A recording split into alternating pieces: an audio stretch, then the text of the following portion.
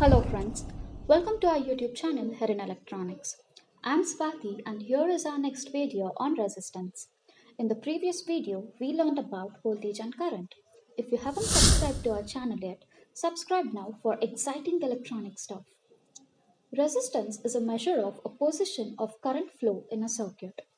So what basically resistance does is, it stops or limits the current in a circuit.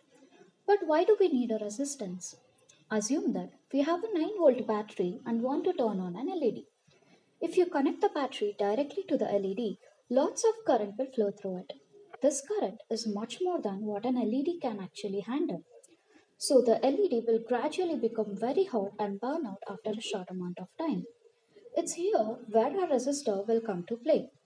Now, introduce a resistor in series with an LED, and you can control how much current is passing through it. Resistance is measured in ohm, symbolized with the Greek letter omega. All materials have some resistance in them. Based on these, they are categorized as conductors, insulators, and semiconductors. Conductors are the ones which having very less resistance. That is, they allow more current to flow through them. For example, silver, gold, copper. Insulators are the ones with higher resistance, that is, they do not allow any current to pass through them. For example, rubber, paper, glass, and plastic. Semiconductors are the ones which behaves as insulators up to some point and then allow the flow of current like silicon and germanium. Resistance is indirectly proportional to current flow.